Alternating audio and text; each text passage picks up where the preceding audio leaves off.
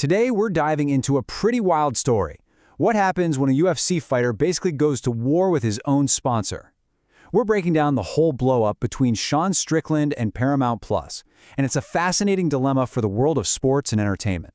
So this is a social media post from UFC fighter Sean Strickland, and it came right after this now infamous press conference where he first ignited the controversy. But here's the thing, he didn't just stop at the presser. Nope. He took his critique directly to his sponsor's actual products, which escalated this whole thing from just a PR headache to a direct challenge. And this is what makes the situation so incredibly unique. The commentary didn't just happen in a vacuum. It happened on a stage, at an official event, with the very brand he would later criticize plastered right behind his head. You really can't make this stuff up. It's a textbook sponsor's nightmare, and it perfectly captures the high-wire act brands have to perform when they partner with unfiltered personalities.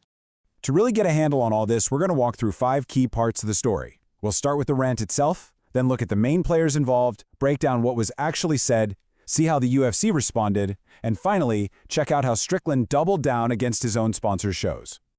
Okay, so it all kicked off during what should have been a pretty standard press conference for an upcoming UFC fight.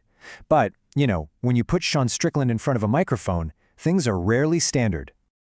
Now, for anyone who follows the sport, you know Strickland has a reputation for these kinds of moments. This is just one of many viral incidents he's been at the center of.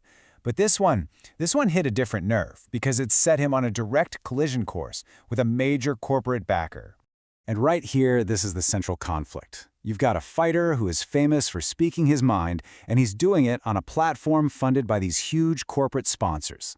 The visual of him making these statements with that Paramount Plus logo just looming behind him is really the image that defines this entire controversy. So, to really understand the dynamics at play here, we need to look at the 3 key people or entities at the heart of this situation. It really boils down to these 3. You have Sean Strickland, the fighter, the one who's, let's call him the provocateur, sparking the whole thing. Then there's Paramount Plus, the big corporate sponsor that's both paying for promotion and somehow became the target of criticism. And finally, you have UFC President Dana White, who has to navigate all the fallout. All right, let's get into the specifics. What did he actually say that caused such a massive stir during that press conference?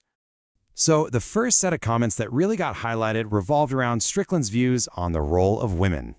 This was one of the direct quotes pulled from the event. It was actually part of a much larger kind of rambling answer that just caught fire online. It tapped directly into that really polarized cultural debate about traditional gender roles. But the discussion didn't stop there. The commentary then pivoted to another topic that drew a ton of immediate attention. What's so interesting here is just the sheer contradiction in the statement itself. He uses language that's widely seen as deeply offensive, calling it a mental illness. But then he immediately tacks on, "but I support it." This kind of paradoxical statement is classic Strickland, and it leaves people on all sides confused and, well, usually pretty offended. So with a fighter saying these things on your stage, how does the organization's leadership respond? This is where UFC President Dana White and his whole philosophy comes in. So after the press conference, a clip of Dana White defending Strickland went viral. But there's some critical context here. If you look at the logos in the background of that clip, it's pretty clear that offense was actually from a different Sean Strickland incident. However, and this is a big however, even though the clip was old, the sentiment is perfectly in line with White's long-held public stance. And this is that quote. And even though it's from a prior event, it perfectly sums up the UFC's philosophy under Dana White. He believes in free speech for his fighters, for better or worse, and he refuses to put, as he says, a leash on anybody. This no-leash policy is fundamental to the UFC's brand, but it's also what creates these super high-stakes moments for their corporate partners. But the story doesn't just end with the press conference or Dana White's reaction. Strickland then decided to escalate things by taking his critique from general social commentary to a direct shot at his sponsor's own TV shows. Yeah, he went on social media and specifically targeted 2 of the streaming giant's biggest science fiction shows.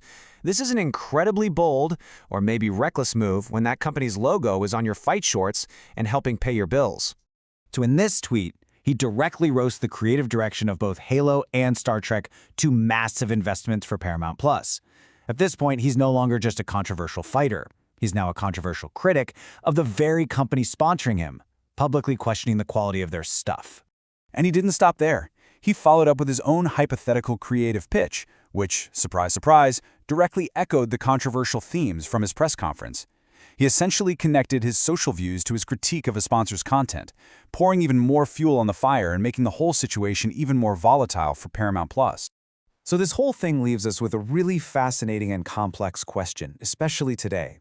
In a world where authenticity and unfiltered personalities are a huge draw, but brand safety is also a huge concern, where do you draw the line? It's the central dilemma at the heart of this entire story, and one that brands and creators are going to have to keep grappling with.